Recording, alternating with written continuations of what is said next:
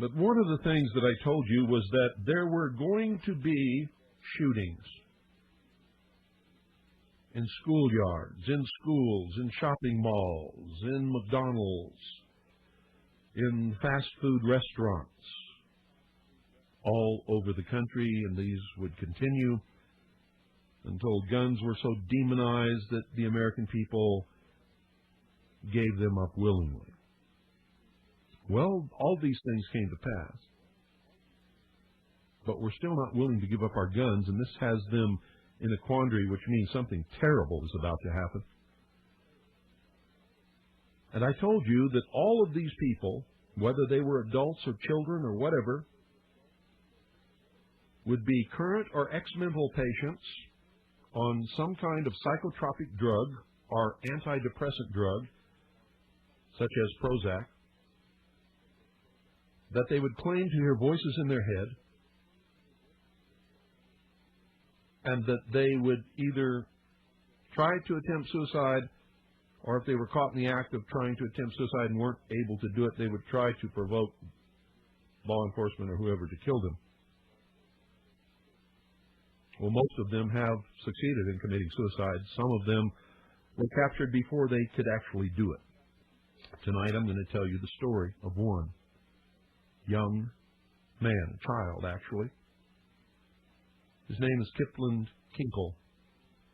Recently, Frontline did a feature story on this episode, but Frontline left out a lot of things. And Frontline did not report it honestly, although I really believe that the reporter giving us the story thought that he was reporting honestly. He doesn't know what I know. He's probably never heard me speak. I can tell you for a fact he does not listen to this broadcast, doesn't even own a shortwave radio. Certainly doesn't live in the Round Valley of Arizona.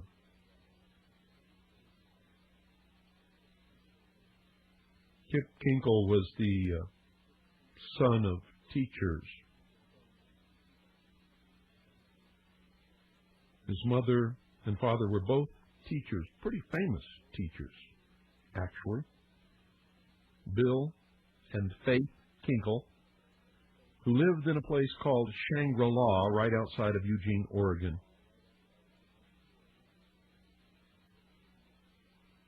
Kip attended Thurston High School. He had a sister. He had problems most of his young life stemming directly from his mother and father's desire for him to excel in school. Well, he wasn't so good in school. He had dyslexia.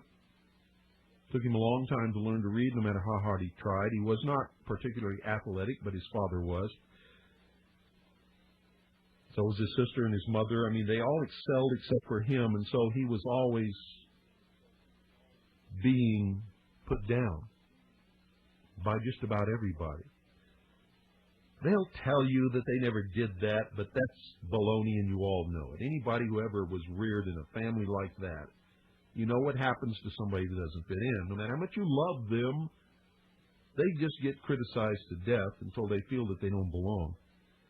And so he began to look for other things to do.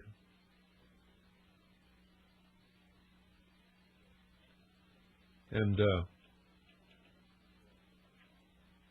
he found other things to do. They got him in trouble. Not big trouble.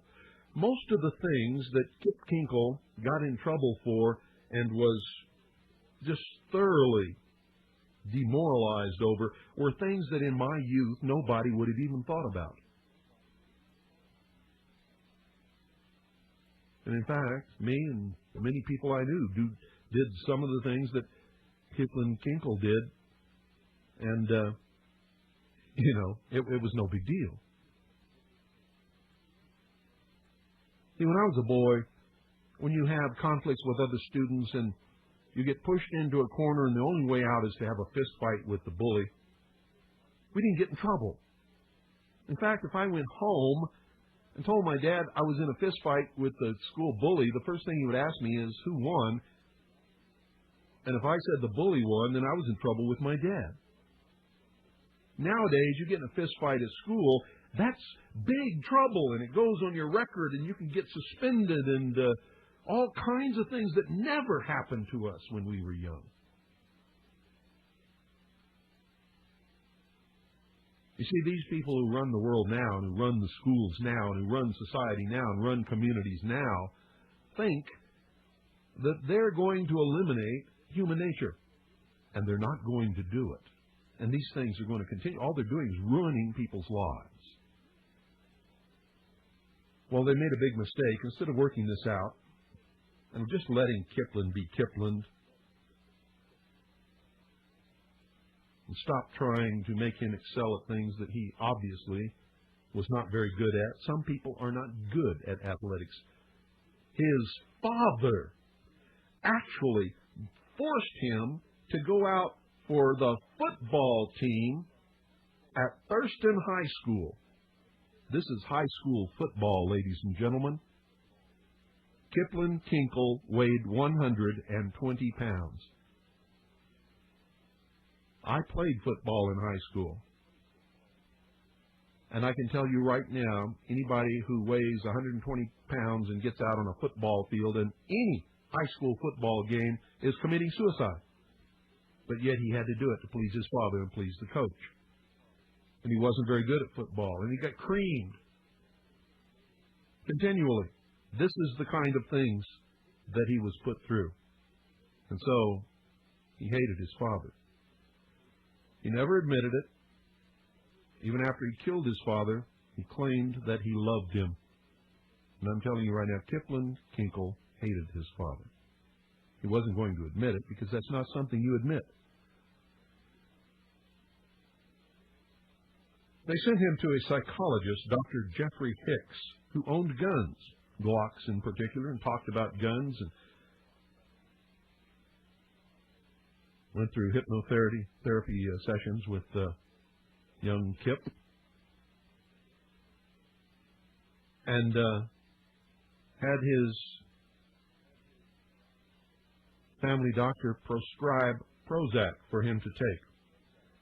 So here's Kipling now, going to a psychologist who openly, during these sessions, has admitted to talking to Kipling about guns, talking about Glocks in particular, made Kipling want to own a Glock. In fact, he became obsessed with guns after he began attending sessions with this psychologist, Dr. Jeffrey Hicks. On Prozac now. And he began to make explosives. And when he would get angry at someone, he would go down to the local quarry and set off these explosives. He told Dr. Jeffrey Hicks that he was doing this. And Dr. Hicks never, ever told a single soul, not even his parents, that he was going down to the quarry and setting off explosives, homemade explosives. In fact, Kipling Kinkle became an expert at making homemade bombs. He pestered his parents and made life at home holy hell until his father bought him a Glock. 2 rifles. And Kip, on his own, collected a whole bunch of other guns and rifles and all kinds of things. He listened to Marilyn Manson music. One tune he played over and over and over again, and the only lyrics in the tune are no forgiveness, no salvation. No forgiveness, no salvation. No forgiveness, no salvation. And another one, shoot, I want to shoot, shoot, I want to shoot, shoot, shoot. Shoot, I want to shoot, shoot, I want to shoot, shoot, shoot. He played these 2 songs over and over again till it almost literally drove his mother crazy.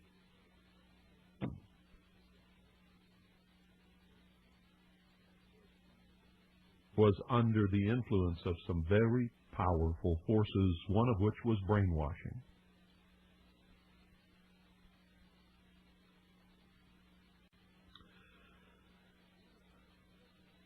But one of the things that I told you was that there were going to be shootings